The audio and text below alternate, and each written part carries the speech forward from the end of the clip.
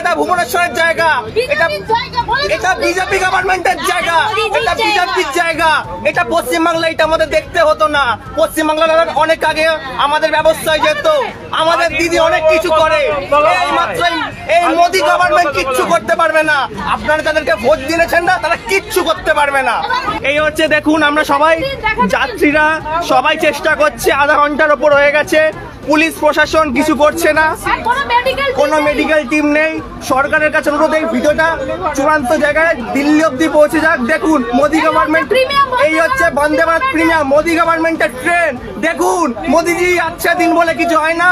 আচ্ছা দিন আপনি এখনো করতে পারেননি, আপনার গভর্নমেন্ট কিচ্ছু করতে পারেনি। দেখুন দেখুন, আমাদের পশ্চিমবঙ্গ হলে অনেক ভালো করতে পারতো। এখানে কোনো আমাদের তো ওই 1.5 ঘন্টার উপরে উনি এইভাবেই পড়ে আছে, ওনার প্রাণটা চলে যাচ্ছে। এখানে কোনো তো ব্যবস্থাই নেই, ব্যবস্থাই নিতে পারেনি। ভারতীয় রেলের অবস্থা এখন এতটাই করুণ যে সত্যি তাদেরকে নিয়ে বলতে গেলেও খারাপ লাগে। কারণ এবার এমন একটা ঘটনা ঘটলো, যেই ঘটনাটা আপনি শুনলে অন্তত দুবার ভাববেন যে এবার কি ট্রেনে করে কোথাও যাওয়া উচিত নাকি অন্য কোনো মাধ্যম ব্যবহার করব। কারণ নিজেদের বেসিক পরিষেবাটুকু দিতে পারছে না রেল, তার জন্য একটা মর্মান্তিক ঘটনা ঘটে গেল এবার। কোন ট্রেন শুনবেন? চমকে যাবেন। বন্দে ভারত এক্সপ্রেস, একটা প্রিমিয়াম ট্রেন, না কোনো লোকাল ট্রেন বা দূরপাল্লার মেল এক্সপ্রেস নয়, বন্দে ভারত এক্সপ্রেস। যেই ট্রেন নিয়ে এত গর্ব, এত প্রচার, সেই ট্রেনে একটা মর্মান্তিক ঘটনা ঘটলো। রেল কিচ্ছু করতে পারলো না, আর কিছু করতে পারলো না বলা ভুল হবে, কিছু করলো না। এই ভিডিওটা দেখুন, তারপর আলোচনা আসবো। কারণ এই ভিডিও দেখার পর আপনি সত্যিই দুবার ভাববেন, কথা দিচ্ছি।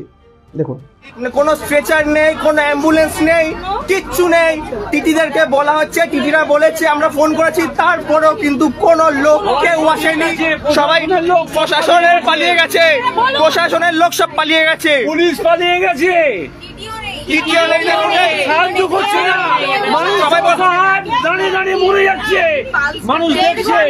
মোদী গভর্নমেন্ট, আপনারা দেখুন, আচ্ছা দিন বললে হয় না। বন্দে ভারতের মতন প্রিমিয়াম ট্রেনে আজ এই পরিণতি। সাধারণ মানুষের প্রভাব কোথায়? আপনি সাধারণ মানুষের দায়িত্ব কোথায় নিচ্ছেন? দেখুন, এই হচ্ছে বন্দে ভারত ট্রেন। দেখুন, যার জন্য আপনারা সবাই ব্লগিং করেন, এত সাধারণ মতো অনেক কিছু করেন। এই হচ্ছে বন্দে ভারত ট্রেন। দেখুন দেখুন দেখুন, কোন রকম পুলিশ নেই, পুলিশ পালিয়ে গেছে, প্রশাসনের লোক, রেলের কর্তৃপক্ষ সমস্ত লোক পালিয়ে গেছে, পুলিশ জিআরপিএফ সবাই পালিয়ে গেছে, টিটিরাও পালিয়ে গেছে।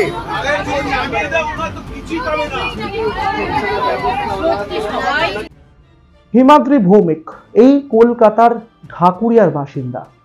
অনেক শখ আহ্লাদ করে, অনেক ভরসা করে, নির্ভর করে ভারতীয় রেলের ওপর তিনি টিকিট কেটেছিলেন বন্দে ভারত এক্সপ্রেসে, যাচ্ছিলেন পুরীতে। আর সেই পুরী আর যাওয়া হলো না। রেলের বেসিক সুবিধাটুকু নেই।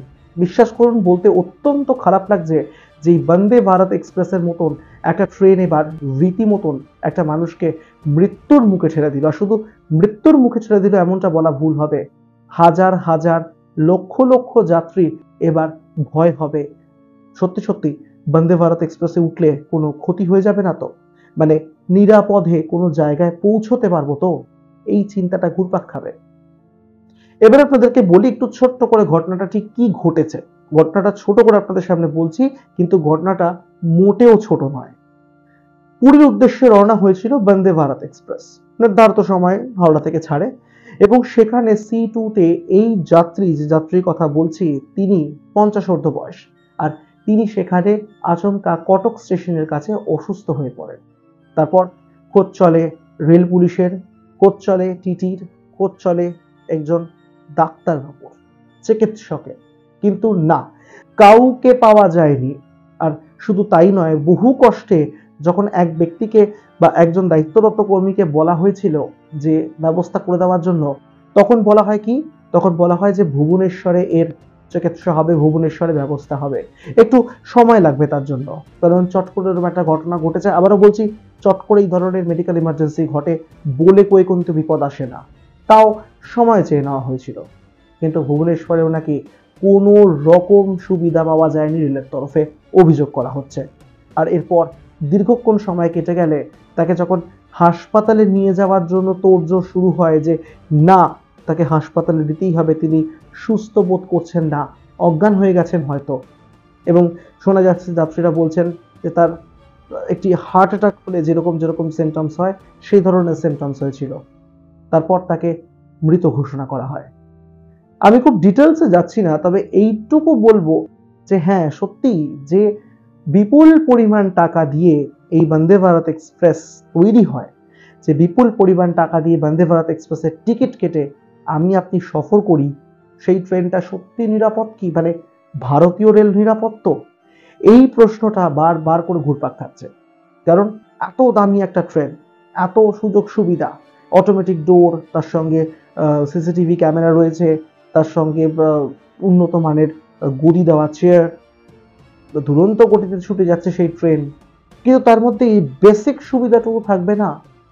যাত্রীরা এটা অভিযোগ করছেন যে তাদের কাছে ফার্স্ট এড বক্স আছে ঠিকই, কিন্তু সেই ফার্স্ট এড বক্সে কারণ সেখানে একটু নাকি লাল ওষুধ, একটু হয়তো ব্যান্ডেজের জন্য গজ বা কাপড়, বা হয়তো টুকটাক পেটের অসুখের সমস্যা হলে বা জ্বর হলে যে ধরনের ওষুধ দরকার হয় সেই ধরনের ওষুধ রাখা রয়েছে।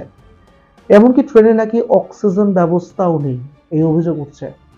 যে বন্দে ভারত এক্সপ্রেসকে নিয়ে এত বুকের ছাতি চওড়া হয়ে যাচ্ছে, যে বন্দে ভারত এক্সপ্রেসকে নিয়ে এত স্বপ্ন দেখা হচ্ছে, বিভিন্ন রাজ্যে রাজ্যে বন্দে ভারত এক্সপ্রেস চালানোর চিন্তা ভাবনা করা হচ্ছে, সেই ট্রেনে কি এই বেসিক সুবিধাটুকু দেওয়ার প্রয়োজন বোধ করছে না রেল? আজকের আমাদের এই ভিডিওতেই প্রশ্ন রাখছি।